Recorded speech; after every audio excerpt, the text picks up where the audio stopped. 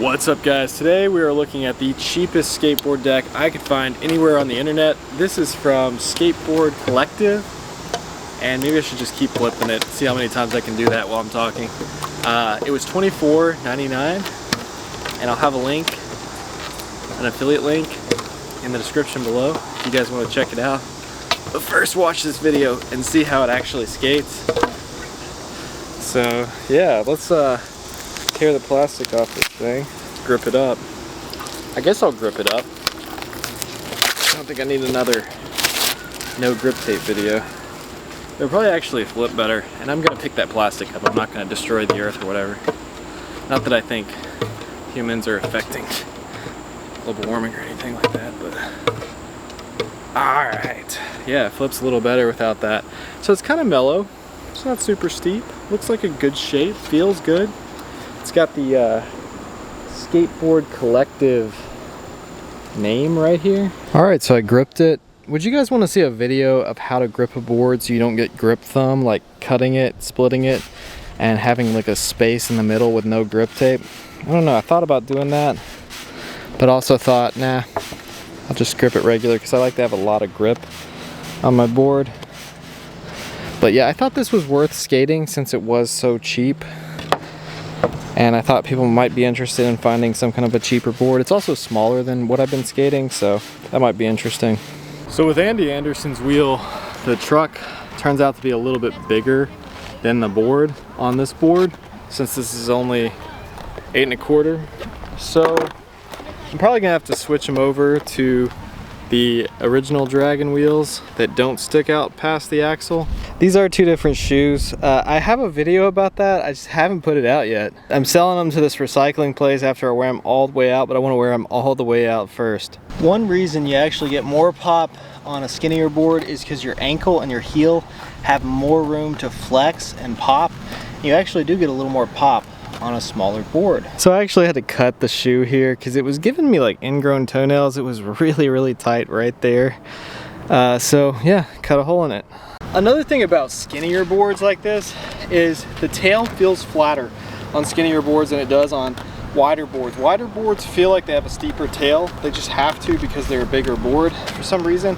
So if you're starting to have problems with your back ankle, a smaller board might actually be the way to go.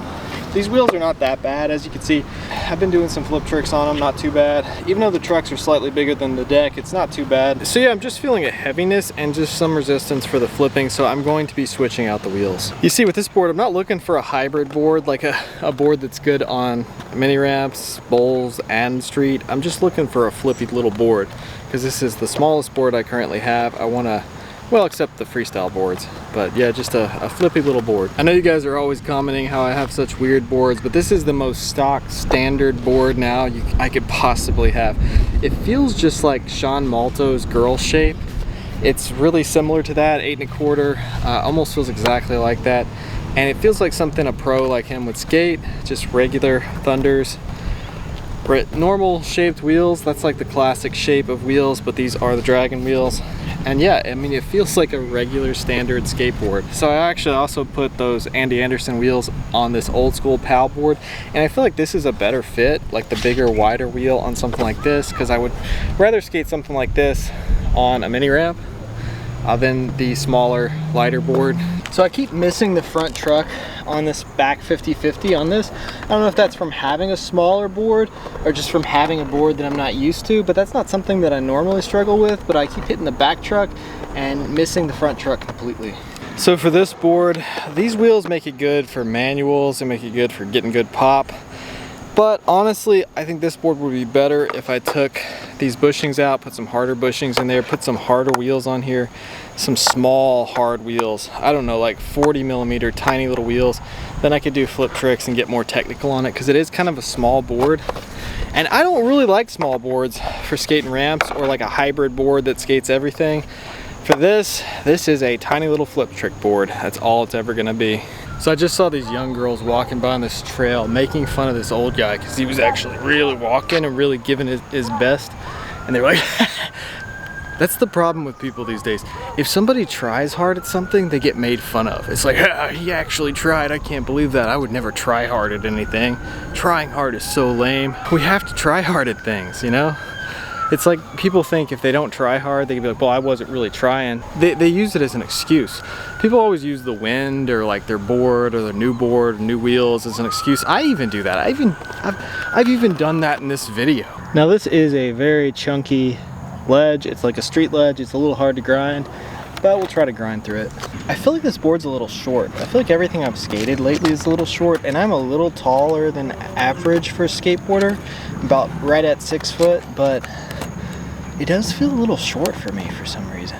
So the pop is good, it's a fresh board, but there's a little bit of a delay to the pop, and I don't know if that's the wheels being soft or maybe the bushings being a little soft, but it feels like there's a little wiggle room and a little play to the pop. So yeah, this is a decent shape. I've skated hundreds of popsicle shaped boards in my lifetime. This reminds me, like I said, of Sean Malto's 8 1/4 girl shape. That's the most similar thing to it. The nose isn't super steep, you know, like a FA or hockey board. The tail's pretty mellow. It's more mellow than the nose. It's got a little bit of concave, not too much. It's a decent board. I mean, it feels like any other pro skateboard. It's a good deal for $24.99. You ever notice how people cackle these days? They don't laugh anymore. They all cackle, especially when they're making jokes about Ben Shapiro, talking about how short he is or something. Sure, I don't enjoy listening to him because of his temperament and the way he says things and how fast he speaks, but he's not a bad guy. You can't argue that he's a bad guy. All these people are like, he's a terrible guy, and they cackle and laugh at how he doesn't like the Barbie movie or how he can't satisfy his wife or he's short or something. Like, yeah, he's a little short, but he's not a bad guy. He follows the Torah to the best of his heart's ability, you know? And you can't really be a bad guy if you're following a religion like that and trying your best, you know? I haven't used the 360 camera in a few days. It hasn't been sunny at all. It's like really overcast all day. So I'm shooting full frame. Canon R8. So yeah, I think Matt Walsh has a better temperament as far as Daily Wire hosts than Ben Shapiro, but he's just not harsh enough. He's too nice, you know? One thing about the smaller boards is they don't hurt my back ankle at all. You know how the larger boards that are a little steep have been hurting my back ankle? I hope I can figure that out because I like skating bigger boards, but this doesn't hurt my ankle at all for some reason. I've also been skating since I was like 5 years old, so I have a lot of muscle memory on smaller boards like this for sure. I think the reason that the smaller boards don't hurt my ankle is because less of my ankle and less of my foot is actually on the board. My heel hangs off. There's some people out there that will whine and complain if you talk about anything other than skateboarding in your skateboarding video. And that's because some people aren't smart enough to understand abstract ideas. They're not smart enough to understand that there are some things that are more important than skateboarding. There's always going to be people out there who think that anybody who thinks for themselves or has an opinion or looks at facts is the devil, is basically an evil person. Thinking for yourself, looking at the facts, understanding the issues, that's important for every single one of us to do. So some people have a different worldview, and their worldview is based on fear, and that worldview doesn't allow them to accept things like facts or logic. Those things don't exist in their worldview. So some people like that will get upset if you talk about anything deep, because the news told them that if they think for themselves, they're a bad person. So back to the topic, all in all, this board has been great. It feels just like any other popsicle deck, except it didn't cost $70 or $80 at a skate shop. It cost $25. I know. You're supposed to support your local skate shop, and I usually do. I went to a local skate shop a few days ago, bought something, but sometimes I don't even understand my own take on my videos. So I appreciate you guys who try to actually decipher what I'm even trying to say, because sometimes I make the videos just to make certain people mad, but I think if you make over $30,000 a year, yeah, you should go to a skate shop and buy your board. You should pay $70. But if you're barely making it, you can't feed your kids, you're starving, go on Amazon and buy this board through my affiliate link so I can get a small portion of your purchase. You're not going to pay anymore. but Amazon will make less, Bezos will make less, and I'll make a little bit. So why not do it? I think I heard if you make like 20,000 a year, you're in the top 1% of earners in the world. America's just got it good. If you make 60,000 a year, there's literally nothing you can do. There's no amount of money you can make that's gonna make you any happier or improve your life in any way. You're already making it, you should be happy. And if you're making 60,000 a year and you're still not happy, it's not about money, it's about your mental state. So I can't think of anything else interesting to say. Go listen to Eyes on the Right podcast on Spotify. She's amazing. I love her stuff. She used to have an old podcast with the girl from Let's Be Friends or whatever her podcast is called. And that was a good one too. It's completely deleted. Something went wrong with that. So now we've got Eyes on the Right talking about conspiracy theories and stuff like that. Really, it's just conspiracy facts. You know, she's just looking at the evidence and making conclusions. And then we've got the other girl making videos that are kind of the opposite. They're like saying the Illuminati is the good thing, and they're just there to illuminate who's really in charge, all this crazy stuff. But they're both good.